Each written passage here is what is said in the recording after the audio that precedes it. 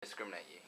Basically, it all started in year 9, and when I first joined the school, I hung out with a group of friends. Well, I called them friends, they were just a bunch of bullies.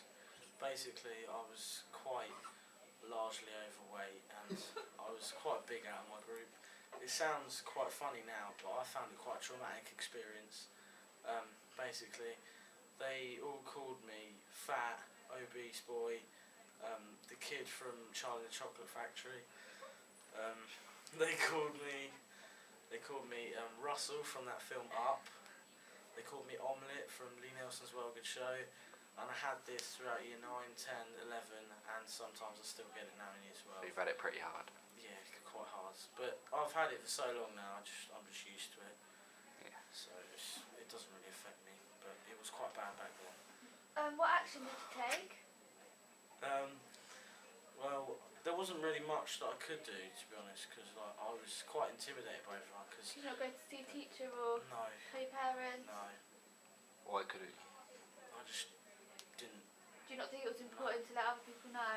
not particularly, no. So I just dealt with it myself. Was I that mean, the right thing to there do? were times where I did react and I did retaliate and start abusing other people, calling them bad names, and I said some harsh things to people which have like put them in tears, and they've had to go see someone about it. But Do you think that's because of you being bullied? Yes, potentially, I do think that. Can I just ask why you're wearing a hat inside? I don't really want to say. You can tell us, it's private confidential. Alright, well basically there's this boy in my year called Tom Walton. He's on this link course with me and he just bullies me all the time.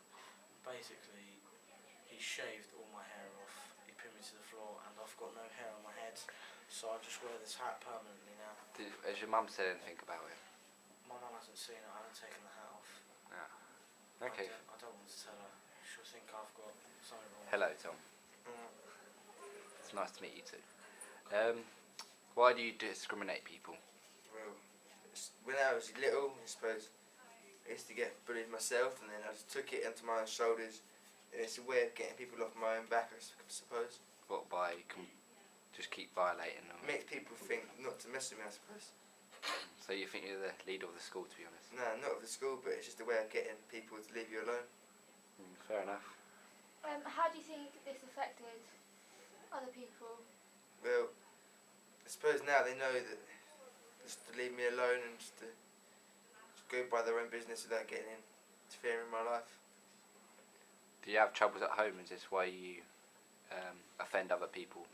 No, I mean, it's not always as nice as it can be, but that's at home and this is in school. Fair enough. We've had reports of you bullying a boy called Ryan Corbett.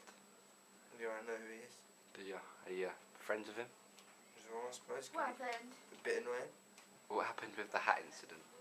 Well, it started to annoy me when I saw him out, and then he was out in the same place as I was, and then me and a couple of people just saw his hair, and he's got this cowlick on the front of him, and we just thought, nah, it's got to go, and it's just gone. Was you bored or was you... Just the way. Do you find it enjoyable? No, you do it and you find it funny, but then after it you just like, nah, it's got to stop. So do your friends do this kind of thing? Do you think that's why you do it, or? I don't know, we've all been in the circle at some time. You've either had it or you give it, and I suppose it comes along in your life, and it's just the way things are sometimes. Do you regret it? Yeah, sometimes, yeah. Most of the time, yeah. Alright, thank you for the interview. Much appreciated. You may think it's called Billy. But deep down it hurts others inside. To help stop bullying, tell a teacher before it's too late.